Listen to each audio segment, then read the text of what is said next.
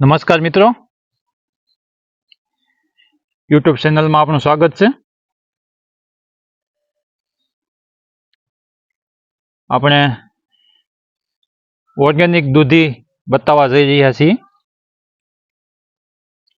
Naturally કોઈ પણ જાતના રાસાયણિક કે કેમિકલનો આની અંદર છંટકાવ કરેલો નથી.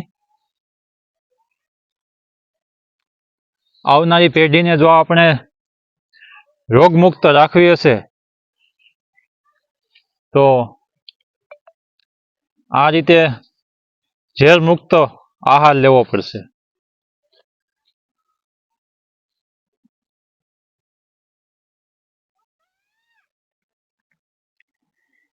આપણે તો ઝેર મુક્ત આહાર લઈ શકશું, પણ પશુઓ માટે શું? જો આપણે દૂધવાળા પશુ ગાય ભેંસ રાખતા હોય છે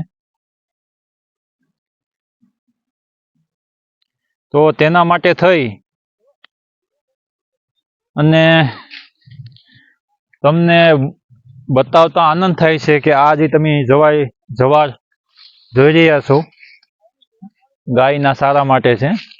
મારી હાઈટ 6 ફૂટ છે, તો આ 6 ફૂટ કરતાં પણ ઉપર વહી ગઈ છે. એમાં કોઈ પણ જાતનું રાસાયણિક ખાતર કે કોઈ પણ પેસ્ટિસાઇડ છાંટેલી નથી. અને આવો સારો અમે ગાયને ખવડાવીએ છીએ, અને એના દૂધ ને ઘી જો આપણે ખાવામાં આવે તો રોગમુક્ત જીવન આપણે જીવી શકીએ છીએ. સારો પણ તમે જોઈ શકો, એકદમ નેચરલી કોઈ પણ જાતની રોગ જીવાત નથી.